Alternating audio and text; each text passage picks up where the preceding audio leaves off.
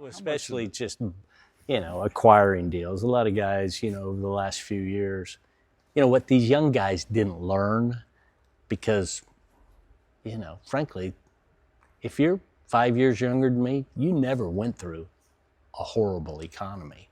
'08 was bad, COVID was not good, but they haven't seen the horrible times. And you remember when you bought this deal, do you remember what your money market rate was at the bank? 19%. Okay, yeah, it was huge. Yeah. I know it was a bunch. Well, that's 19% on your money market. Interest rates were 13%.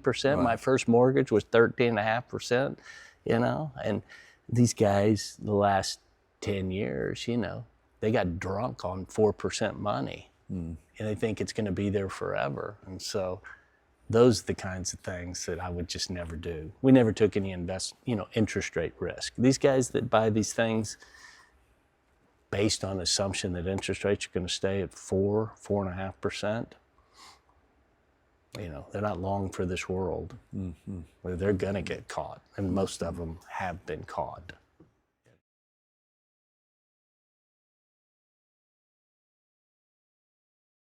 Folks, welcome to another episode of There Is More today. And the reason we call it that is because the truth is there is more to you than your street address. There's more to you than your college graduation diploma on your wall. There's more to you than even your name. And the more to you, the more to us really can be the part of us that the Lord becomes involved in and what He desires to do and bring out in us. So there is more. Today, my very special guest is a good friend and brother in the Lord, Dick McCaleb. Can I shake your hand, sir? You certainly can. All right. And Dick is I'm going to say, a longtime San Antonian. You have been here for a while and involved very successfully in business here in our city, in the real estate category of things. And I just think you're going to enjoy getting to know him and hearing his take on things. And well, I'm glad to be here. I appreciate you pushing. And yeah. Well, Dick has been one of the harder ones to get to be involved, and it's because there is a genuine humility about the guy. But I'm drawn to who you are and what you're trying to do. And sweet wife Serena, Shirley, and I enjoy getting to be with you guys whenever we can. Tell us how you got to where you are today. I know that's a big category. You're gonna have to give me something more specific. No, so you were born here. Yeah. All right. So born in San Antonio, 1960, at the Nix Hospital. Nix on down there on Broadway. Down on the river. Yeah, it's where everybody was born back then. There wasn't any other place to be born. Yeah. So I was probably the last of that. They developed, I guess, I don't know when the hospital district on the hill was developed, but yeah, I was born down there. 1960. Yeah. Okay. Lived here my entire life, except for a brief period after college. Okay, now aren't you the baby of the family? I'm the baby of 4, right. You have 2 brothers and a sister. 2 brothers and a sister. My older brother, John, who's been in the insurance business here forever. My dad was in the insurance business, so John joined him when he got out of college, and my dad beautifully mentored him into the guy that he is today. And then I've got my brother Ben, who's the smartest of the bunch. You've met him. He's the lawyer. Ben. What kind of lawyer is he? He's a transactional lawyer, specializes in real estate, board certified in real estate. Okay. And he's done work for me over the years, and he's a very smart guy, very thorough. Very thorough. And your sister? Sister's Jenny. She was the 3rd child. She's 3 years older than me. My dad had built a beautiful new home over there between just south of Oblate. There was a new subdivision built in the 60s before North Star Mall was built. He built his little dream house with 3 bedrooms, and was going to have 2 of the boys together and Jenny in her own little room, and then here you came. Here I came. I was a mistake. My dad says his $1 million mistake. $1 million mistake. I wish I'd never known I was a mistake because I used that in every argument I ever had. Oh, goodness. Yeah. But yeah, I was the fourth. And, you know, I mean, a great thing is the house ended up being too small. So we ended up moving over into Terrell Hills, got us into the Alma Heights School District. Yeah. And there's lots of great school districts here, but that was a good one, still is a good one. So that's where we were all, you know, all went to school. And, you know, they bought a house for, I think, $30,000 over there. Yeah. Which obviously sounds crazy today. All right, so where did you meet Serena? I met Serena. I had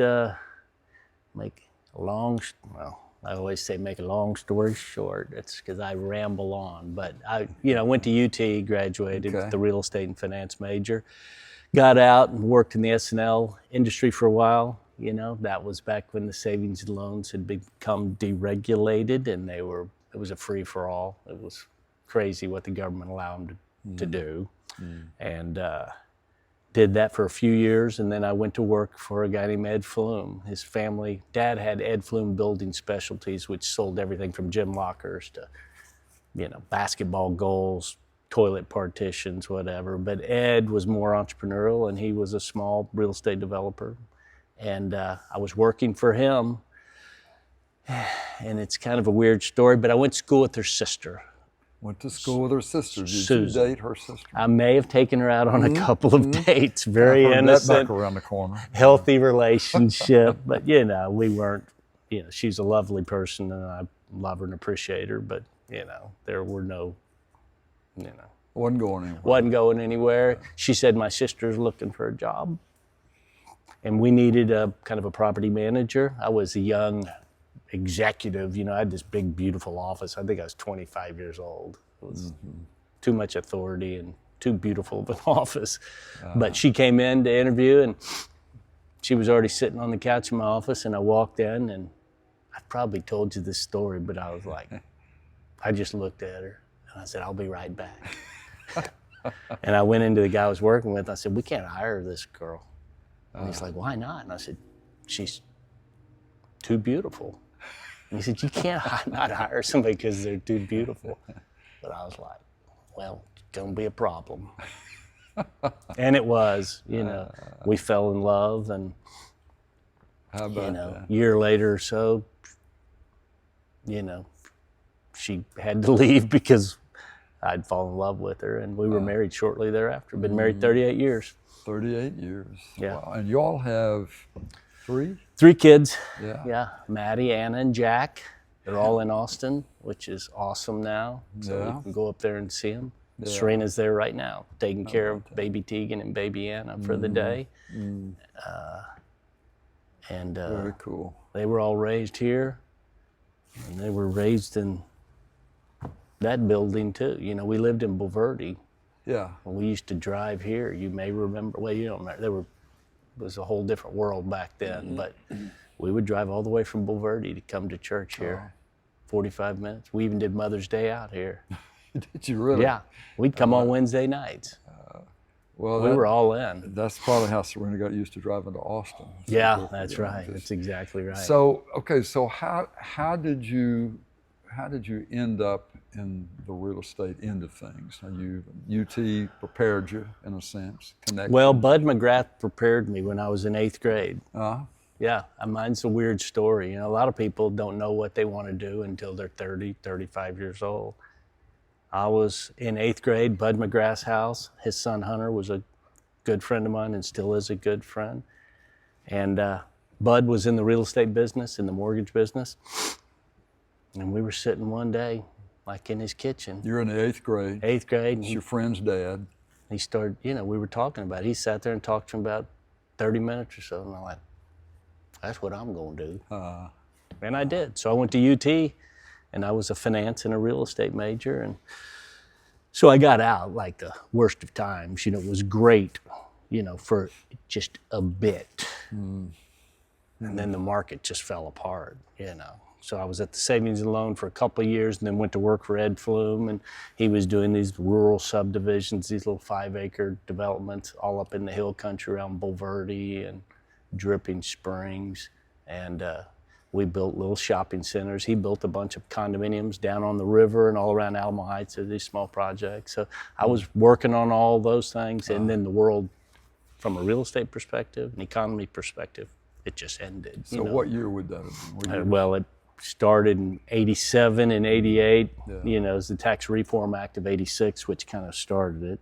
Yeah. It was the savings and loan deregulation that really started it, and they just freed up these savings and loans to do anything. I mean, they were equity partners in all the developments, and they were 30-year-olds building, you know, $15 million apartment projects. It was just crazy. There was so much money. Mm-hmm. And that's when everything fell apart, you know. What'd you do then?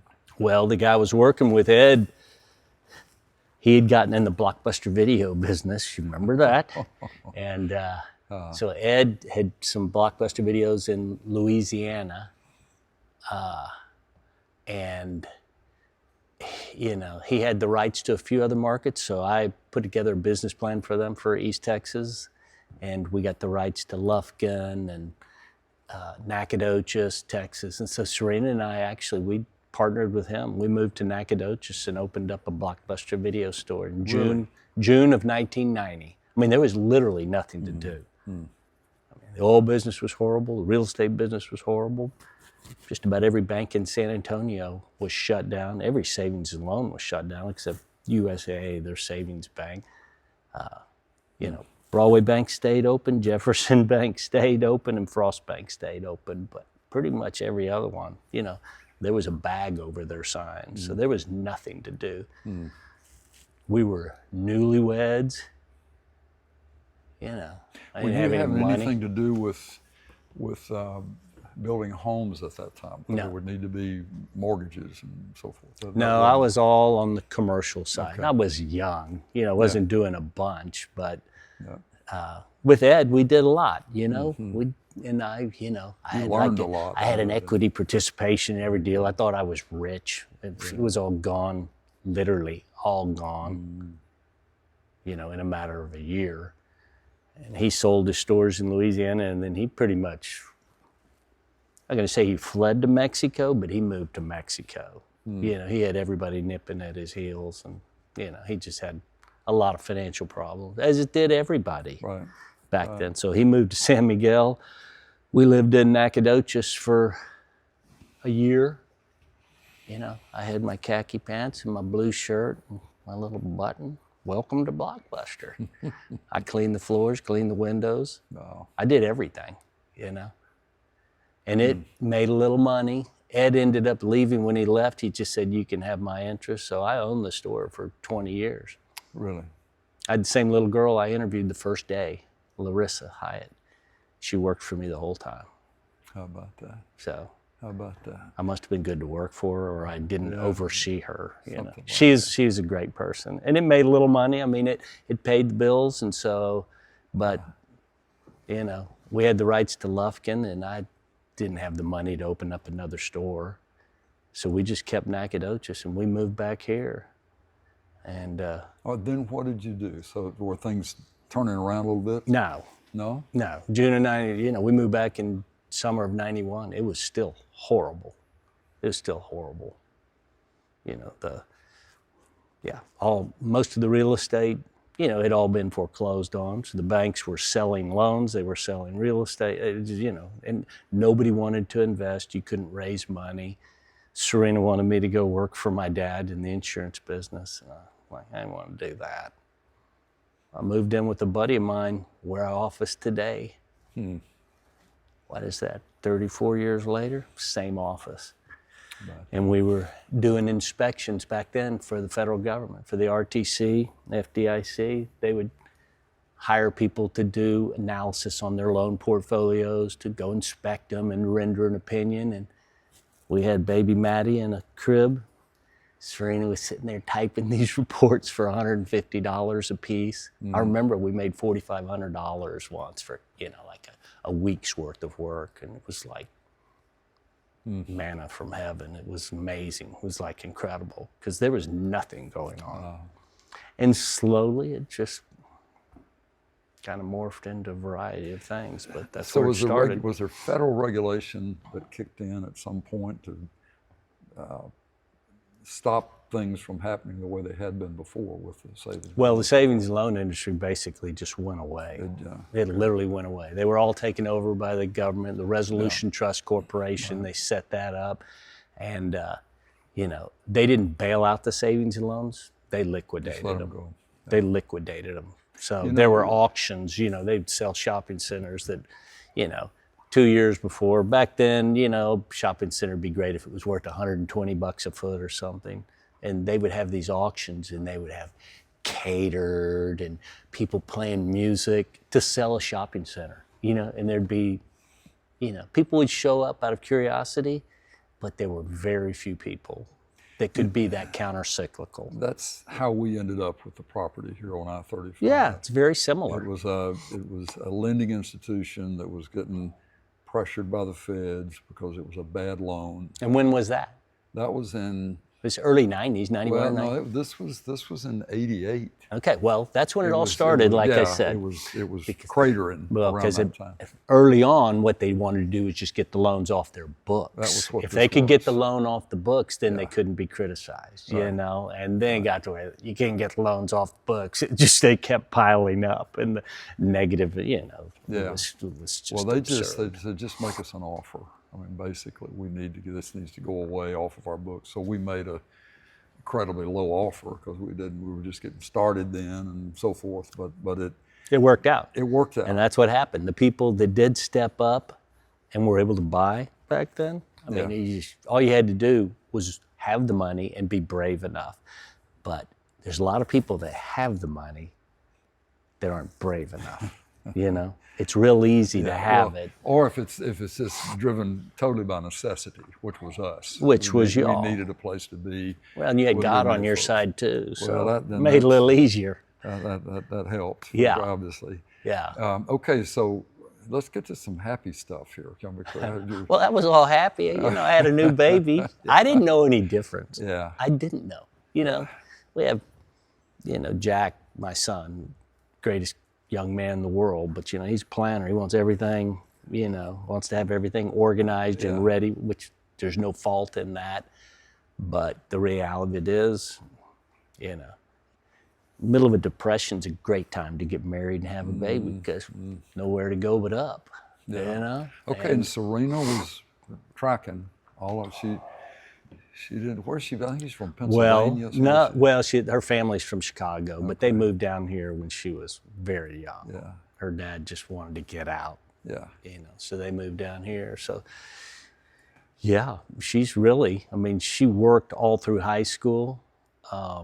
Like went to school, you know, till like noon, and then did that work program. So she worked her whole life until we had a baby, and we had a baby. You know, for the most part, she worked a little bit, but for the most part, she's been an incredible mom and homeschooled our kids. And well, and you know, really, we've known a few little crises in our time too. But I don't know where, Dick, I would be if Shirley had not been a steady support. She didn't necessarily agree with I'm sure she did everything I did, but there was never any question in my mind but that, you know, she'll be here.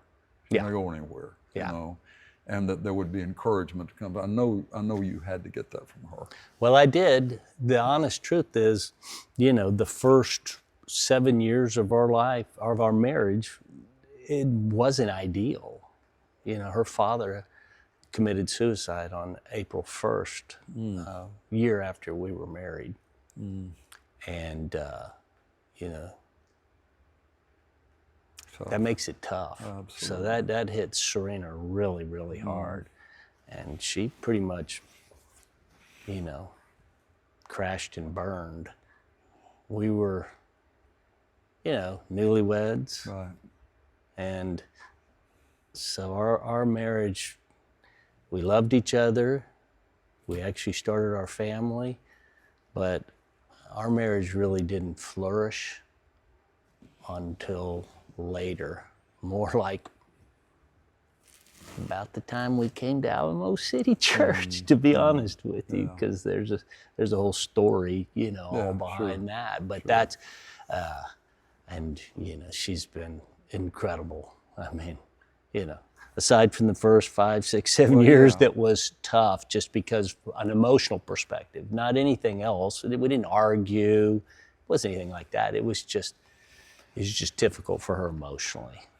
And well, that is easily understood. Yeah. And she very likely was a daddy's girl. You know, she was, you know, in my opinion, the closest because she was the last one here. Yeah. You know, her sisters, you know, 5 years older than her. So, you know, everybody was gone and she was the only one there. Yeah. And her dad would come home from work and they were close. Yeah, they were close. He was an incredible guy. He looked like Robert Redford, you know, just a great athlete. Played football at Yale. I mean, he was all around stud, but, you know, he obviously had some emotional baggage, which is why they basically fled Chicago. You know, he had come from a wealthy family, you know, a couple generations back. It's that third generation that, you know, generally has trouble. And he did, and he'd inherited just enough money, you know. So he ended up coming down there. You know, he's educated at Yale. He came down here, and I think it's interesting. It's not funny, but it's interesting. You know, he knew Herb Kelleher. So, you know, he called Herb. Yeah, said, hey, you know, can I get a job? And he was like, sure, you know, we'll find a job in the corporate office. He's like, no, I don't want that. I want to throw bags. Whoa. And he was like, you want to throw bags? Whoa. And he said, yeah, I want to throw bags. So he did that. He did it, for, you know, I don't know, 20 plus years. And he, you know, he made enough money to supplement, you know, his savings that he had. And he thoroughly enjoyed it, kept him healthy. And, you know, he just couldn't take the pressures of, he did some stock brokerage and stuff for a while, but he didn't like the pressure of that. Couldn't take it. You didn't even want to take the risk of losing somebody's money. He was too good of a guy. He couldn't handle that. Wow. So that was tragic. But yeah, you're talking about a stabilizing force. Serena's been a stabilizing force. You know, 7 years was a little bumpy, you know, just because I was nurturing her. But after that, I mean, everything I've done, she's been involved in everything. From a decision-making perspective, I'll come home from the office. She understands it all. You know, that's her one advice to young married people is understand what your husband does, care about it, be interested in it, ask questions, you know? Yeah. So, and she did that. You know, and I think we will often say to couples when we have a chance to talk to them, and especially ones coming up, you're gonna have your chance to walk away. Some things can happen a variety of different ways, but if you will choose to not quit, to not give up on your marriage, the best days, really, and we think the honeymoon and the early, all that stuff, for that to compare with well, Shirley and I are in our 50th year. And, you know, we never thought, we thought we'd all be in heaven by the time we, you know, hit 40. But I honestly can say this, if there was one human on the face of the earth that I had to pick to be with, it would be my wife. It'd be Shirley. Without a doubt. You know, the friendship and all that. That's just a. There's a lot of people that don't have that. Yeah. They don't have that relationship with their spouse. You know, and I feel sorry for them. Yeah. Mine, strangely enough, it started when you're talking about opportunities to walk away. My opportunity started while I was engaged because her dad started having problems while we were engaged, and it threw Serena. Emotional, the dad. Her dad. Yeah, her dad was having problems, and so she kind of, she doesn't mind me even saying this. I mean, she crashed before we were married, and it was bad. Yeah. And we smile, laugh, thank God, all of those things that for some reason I was like, that's okay. we're going to get married, Yeah. you know? Yeah. Yeah. It would have been, you know, she did everything she could do to push me away, honestly. But I can tell you that, you know, you talk about a God thing, that was definitely God's plan for us to be together. So, Yeah.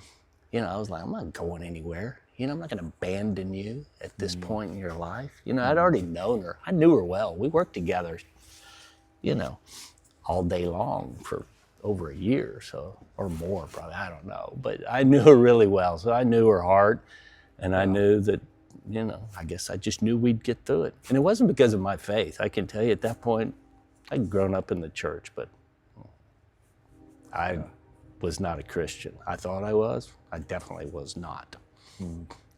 So it wasn't that, but I think God had a plan for us, you know. Yeah. And then we stuck it out through that first that's 5, right. 6, 7 years, you know. There was definitely, like you said, there'd be times that it would be reasonable to say, you know what, let's just time out before we have a kid, you know. Let's start over. But I didn't. And you fast forward to where we are today, and how many years? 38. 38 of them. And you would wonder, what in this world would your life be if it did not include Serena? Oh yeah. You know, I mean, I have the same thought. So whoever's listening out there, you know, if your thought is you're trying to weigh, do I stay with this, stay in this, do I check out? I think we'll just say to you, every marriage, every one of them is going to have some kind of a season, and it may be more than one season, where there are challenges, there are tugs. It's not easy. I've often said too, if you want to stay exactly the way you are right now as a single person, don't get married. Yeah. Because there will be iron sharpening iron, and some of that's going to be some outside iron working on the two of you. But it will be worth it. It will be worth it. You know, the grandkids, that's another thing. You know, life stops when they enter the house. Well, to not have that, Dick, when that would be in the Lord's plan. I want you to be fruitful and multiply. Well, here they come back, you know, and tear up everything in your house, drink all your stuff. Yeah. But where would we be without that? The gifts of the Lord. So anyway, that wasn't where we'd planned to go in this little chat. But no, but I was just talking to Serena, and I tried to FaceTime her, but I couldn't at the time.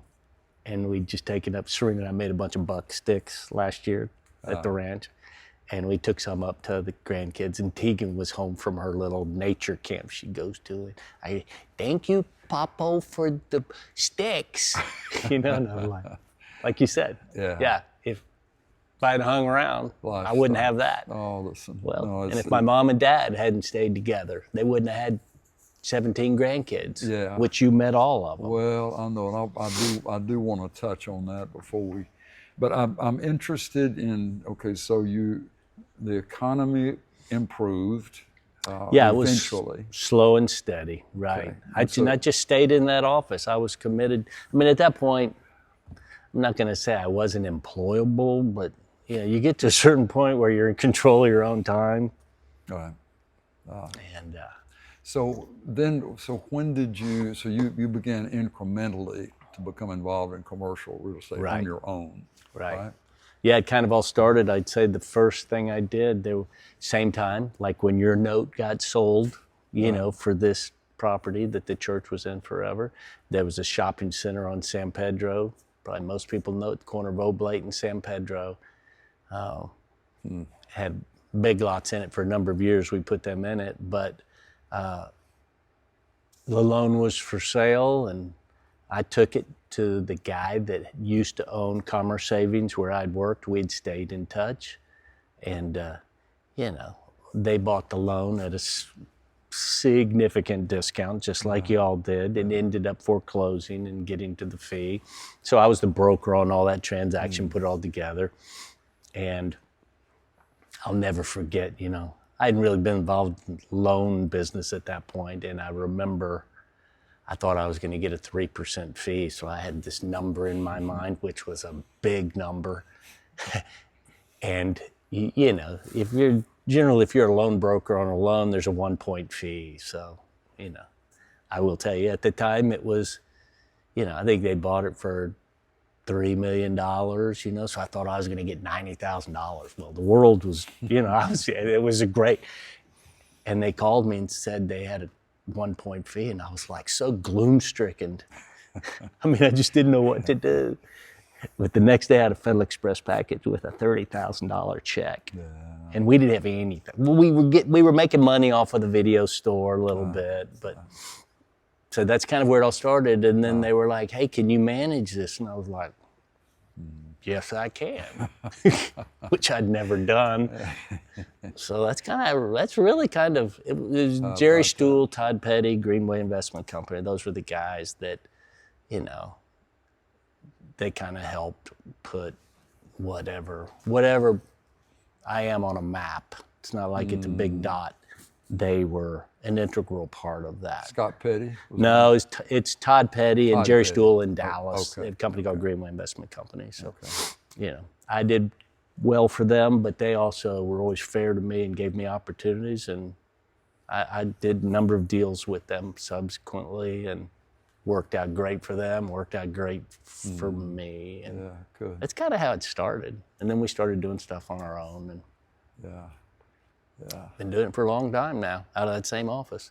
Slow and steady, always looking back, remembering 1988, when the world fell apart. So there are a lot of guys that are a lot flashier, a lot bigger, did a lot more, probably a lot smarter, but I'm a true depression baby wouldn't appreciate this, but I'm a little bit like a depression baby. You look back, you remember how bad things were. You don't want to go back there. I don't want to do inspections with Serena typing them up at 60 years old for $150 a piece, It was a horrible time. So our business has been chip shots, But you got to have some kind of a grid that it may not be written down, but some kind of a mental grid of what deals would interest you, opportunities interest you, and what are just automatic. I don't even want. There was a banker dad in Dallas who was the father of a next door neighbor of ours in Amarillo, who at that time he was in charge of one of the major insurance companies in Amarillo, but he's like in his 60s. And I heard him make this statement 2 or 3 times that his dad had made, a banker in Dallas. And the banker dad said, "Son, it's not the good deals you miss, it's the bad deals you take that will mess you up." So be careful. I agree with that. I mean, And I think my general opinion too, if the numbers don't work on the back of a napkin, they're not going to work. Yeah. These guys do these Argus runs that are, if I assume a 5% increase in my rents every year, and those things are, a pension fund likes looking at that. USA likes looking at that. I can analyze a deal in an hour and a half, not really on the back of a napkin, but I'm pretty fluent on Excel, and I do know what works and what doesn't work. Are there, and there have been some, I'm sure, that you just don't want to mess with. We could do this, there's an opportunity, but no. Well, especially just, acquiring deals. A lot of guys, over the last few years, what these young guys didn't learn, because, frankly, if you're 5 years younger than me, you never went through a horrible economy. 2008 was bad, COVID was not good, but they haven't seen the horrible times. And you remember when you bought this deal, do you remember what your money market rate was at the bank? 19%. Okay, it was huge. Yeah. It was a bunch. Well, that's 19% on your money market. Interest rates were 13%. Right. My first mortgage was 13.5%, and these guys, the last 10 years, they got drunk on 4% money, and they think it's going to be there forever. And so those are the kinds of things that I would just never do. We never took any interest rate risk. These guys that buy these things, based on the assumption that interest rates are going to stay at 4.5%, they're not long for this world. Where they're going to get caught, and most of them have been caught. So how big of a factor is relationship with you as it regards to a new business opportunity or something? It's huge, especially at this stage of life. Yeah. I've got a guy named Mark Bauer. We've been partners together in the real estate business. He's officed with me for 30 years. We have a great relationship. I trust him 100%, and he trusts me 200% because I control all the money. I always tell him I've been stealing from you for 30 years and you have no idea. No, he's a great partner, and I own the operating company, so he's really not involved in the management and the leasing. I've got 2 ladies that work with me that are incredible. Michelle's been with me almost 30 years. Good, yeah. Melissa Smith's been there 12 years now. So we got a great team. And yeah, we've had people, there's just guys across the hall we do stuff with because we know them, trust them. Right. One other guy, Ed Coppola, a contractor here, and his son-in-law. I don't have any other partners. We've never raised money for deals. We've never syndicated stuff. Yeah. And we've just kept it simple. And we've had people approach us to do deals, and kind of just like you said, we were like, and they're good people, but I was just like, I really don't want to introduce a new relationship and business transactions at this stage of life. I don't have to, so I just decided not to. So. Okay, so you're an old guy like me. No, that's older guy. And we've got young ones that are looking at you, wanting to be involved, maybe do some of the same kinds of things that you would do. Just from the standpoint of somebody like that who may be listening, young, and just getting started. I'm not asking about what the academic qualities would be, or Phi Beta Kappa from what school. The characteristics, the character characteristics that you would say are important. If you were looking at some younger man or woman to be involved with, what would you want to feel like you're getting from them that's authentic? Show up to work and work hard. I saw, I don't know where it was, looked like it was on a coach's whiteboard the other day, and had talent, big letters and stuff. But the message was, and I sent it to Jack, I wish I had my phone, I could read it exactly, but talent is just a small part of it.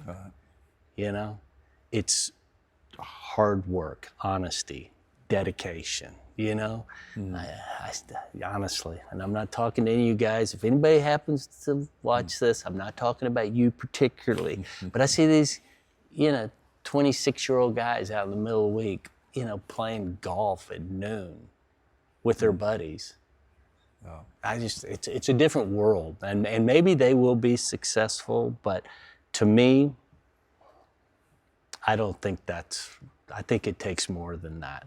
I mean, you got to work hard, keep trying, don't give up, but set some goals, believe in your dreams. I hear a lot of people today say, well, it was easier back then. It was easier back then. That's how you were able to accumulate whatever I have. And, it's all going to burn. I know that. But and maybe it was a little bit easier. I don't know, but I don't think it was. You described a series of Pearl Harbors that hit your world. Exactly. The rounds were hitting real close to the boat. That's kind of how I Somehow think. You had to. I see these other guys that are starting in this up market, and one of Serena's buddies, I remember he called me. He was in the landscape business, and it was a Sunday afternoon. Great guy, a lot of respect for him, and he told me he's going to be a real estate developer. And he just wanted me to know, and we talked, and I hung up the phone, and I was like, your buddy, whatever, says he's going to be a real estate developer. And I looked at it, it doesn't work like that. Yeah. You got to pay your dues. Yeah. I got to tell you, I was wrong. You know, he didn't carry the baggage that I carried. Looking back, he didn't know about that. He's lapped me 20 times. Been terribly successful because he hadn't been fearful of the past. So, you know, I would say there's two different types of real estate guys. There's guys like me that are chip shot guys, that are conservative, that are not going to swing for the fence. And then there are guys that are probably, you know, they're either going to crash and burn or they're going to take over the world. They're going to be so successful because they're just aggressive. They believe in themselves, full of confidence, and they exude that, sell it to other people, you know, and they do great.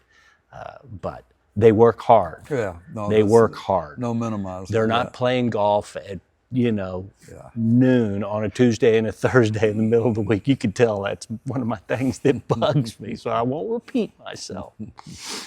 Well, and then another big one, just from my perspective on things, is that you gotta learn how to respect authority, whatever the authority is that you're wanting to come under.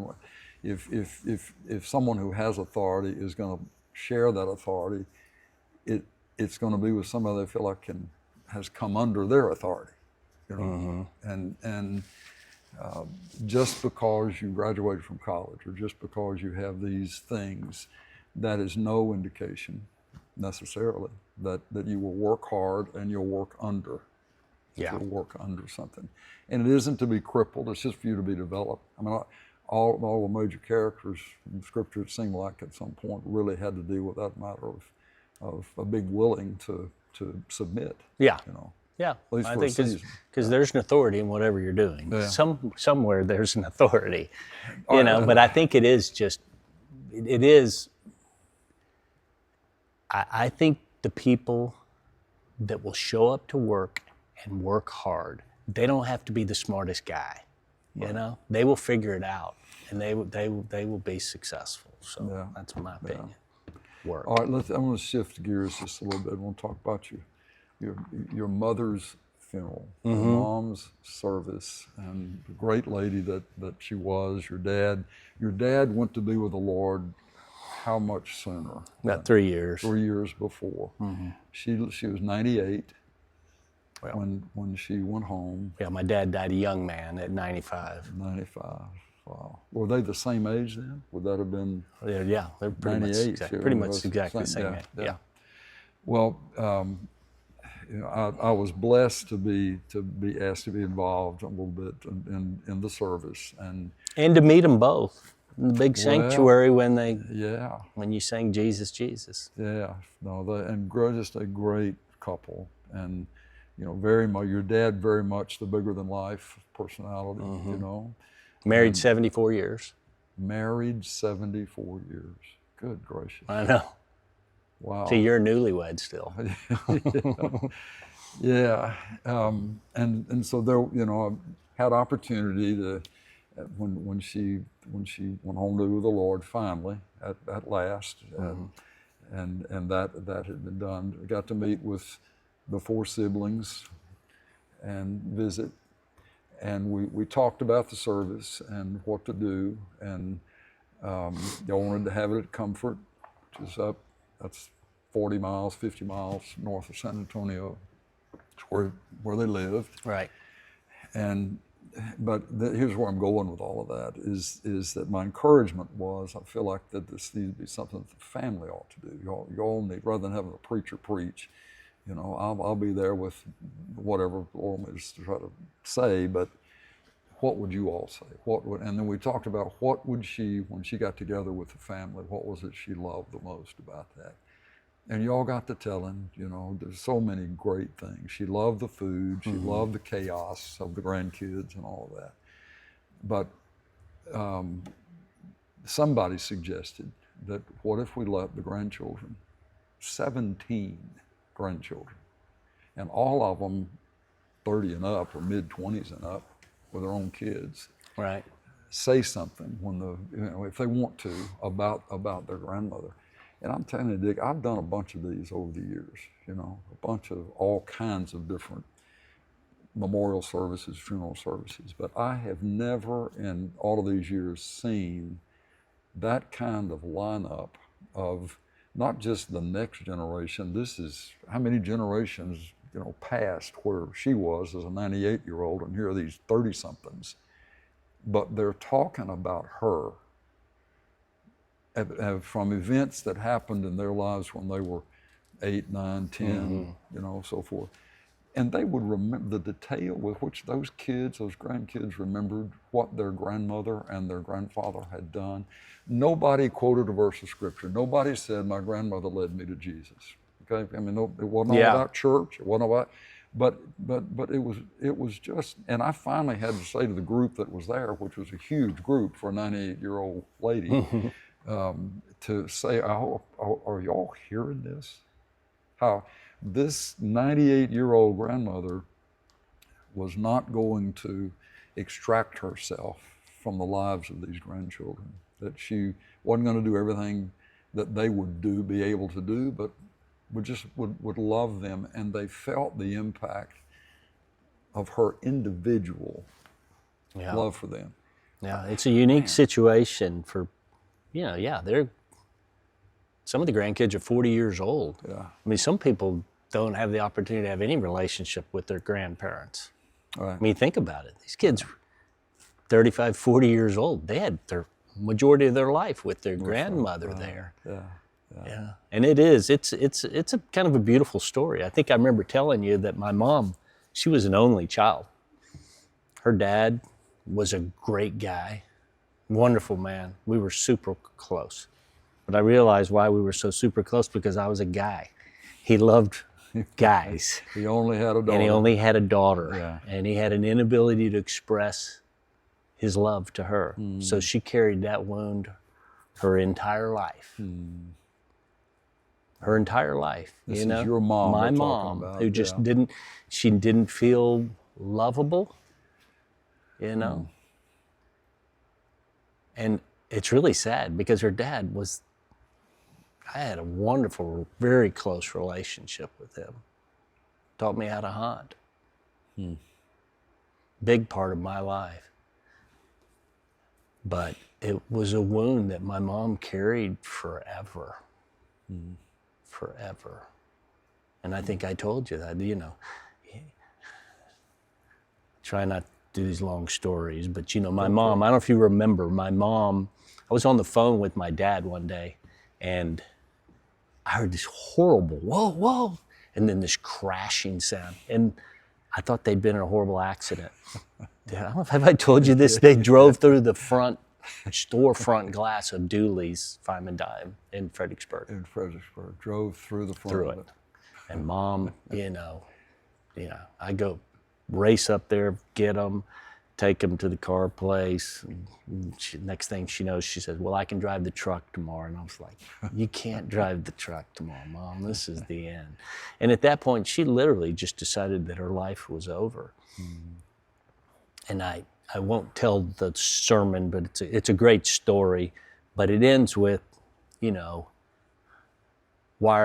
who are you and why are you here? And that's basically the story.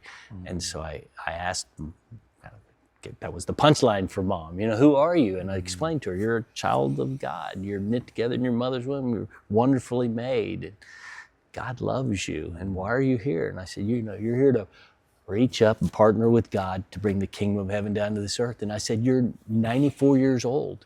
I can't do it. I can't do anything. Life is over, And I explained to her at that point, you can still partner with God today. Whether it's talking to the girl at the checkout counter, telling her how beautiful she is, how beautiful her scarf is, or whatever. And she started doing that at 94. Wow. And at 96, I got her to tell me she loved me. Never told me that before. Isn't that something, Dick? And I think it is something. I think it's a lovely story, because that's what I try to tell people. It's never too late. Your life can change, and you can have an impact on the world, whether you're 6-year-old or 98-year-old. I mean, my life changed the day. I had to hold her cheeks and make her say it.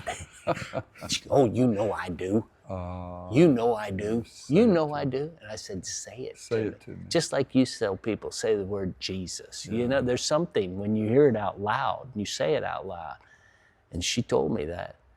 And it was, I'll never forget the day. I'll never forget right where I was. And I should have gotten up and spoken that day, but everybody else spoke. I had this, you know, I could have just rolled for too long, and everybody it had been long already. I did have some things I really wanted to say about my mom, but maybe I'm saying them now. Yeah, you know? well, you are. Because that was a beautiful thing, and it meant so much to me. And she mended her relationship with my older brother, John, really, in those last couple of years of her life, really, because she was bitter against him because he was the first child. First child was a boy. So her father just swept in and loved on him. And she watched her dad love on my brother like he never loved on her. He was a great guy, I want to say. Yeah. He just didn't know he didn't know any difference, and he wanted a boy. And so my mom was bitter and really kind of resented John his whole life because of that. Wow. But they had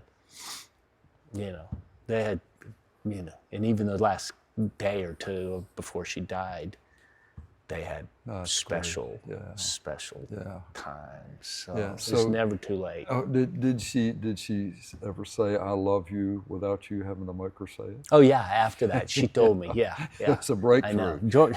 Generally, I have to tell everybody that. Tell me you love me. Yeah. I have to tell Serena that. A reminder. Oh goodness. Just say it. Someday say it unsolicited, please. You know. Yeah. But no, my mom did. After that, it was easy for her. Once she said it, it became easy. Well, and then saw the impact that it had on you. Yeah. That it affected you. Well, think of how good it feels to tell somebody that you really love that you love them. Yeah. I mean, to me, that had to have been hard for her to live her whole life not being able to say that. Yeah. So finally being freed up to say it. At 96. At 96. That's when it kicked in. Yeah. Wow. Yeah. Yeah. So, yeah. So Well, she was and is. I think when we're talking about folks that we know are in heaven, we don't need to be speaking of them in the past tense. You know, she is all of the above and even more. And I appreciate you taking the time to, like I said, she had a real problem with understanding and accepting grace. Mm-hmm. You know, in her mind, she's kind of like a lot of people. I think I'm good enough. I think I was good. I think I've done this. And you just explain it to her, and it just, but you coming over that time, and you and Shirley praying with her and talking to her, man. She confirmed her faith, and really from that point on,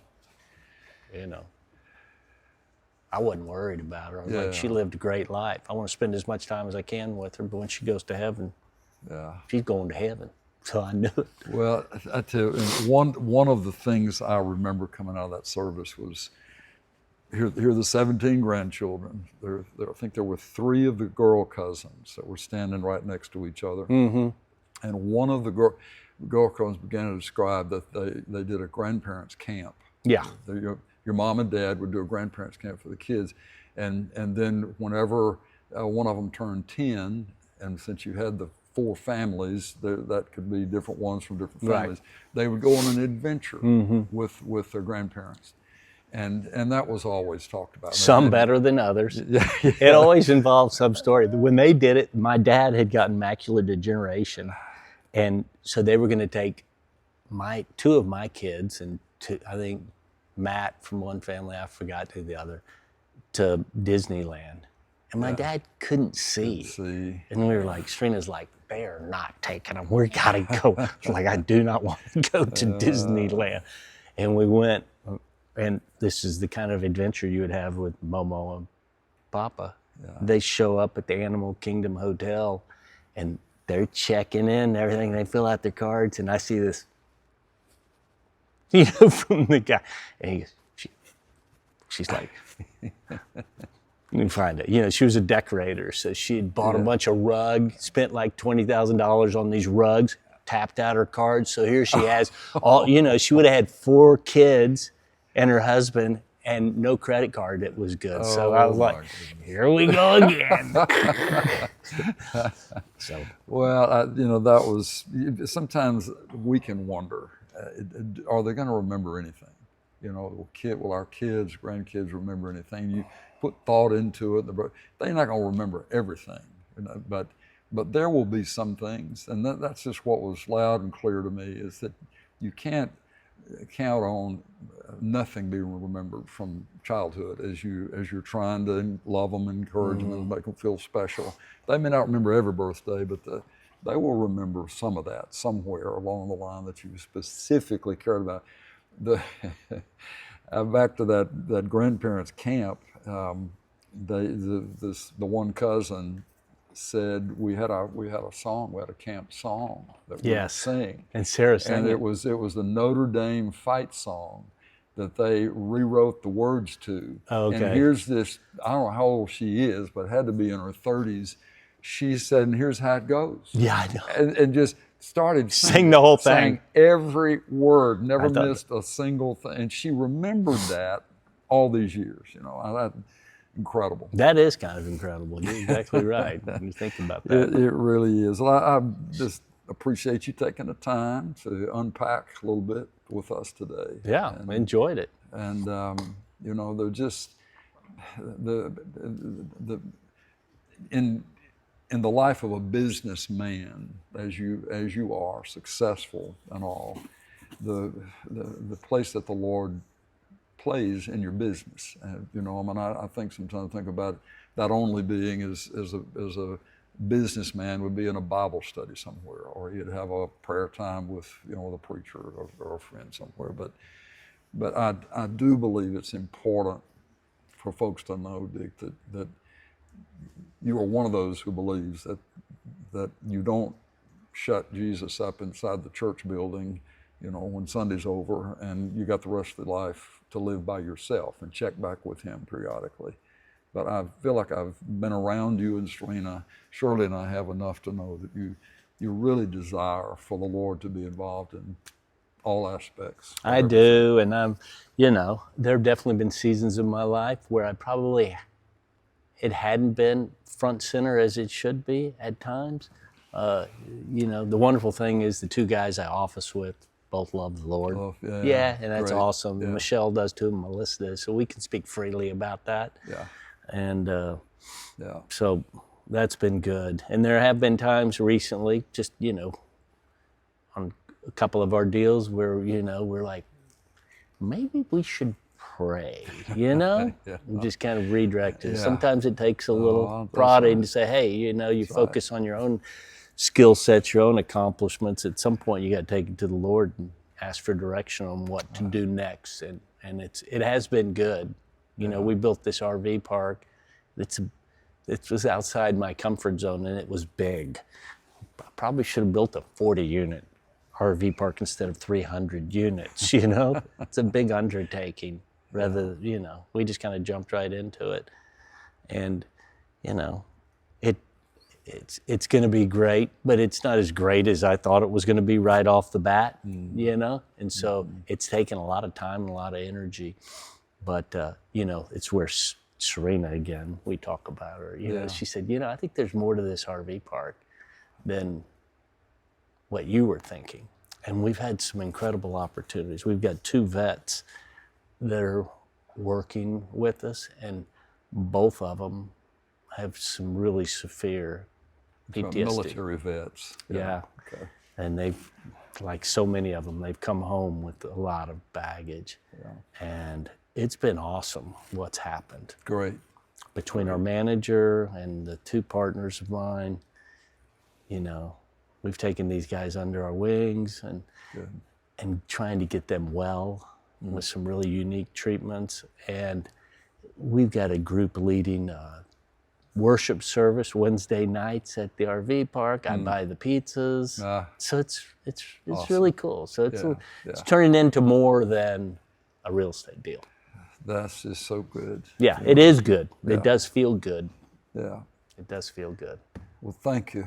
Thank you for being in on this today. Yeah, well, the church has been a huge part of my life since 1994-ish.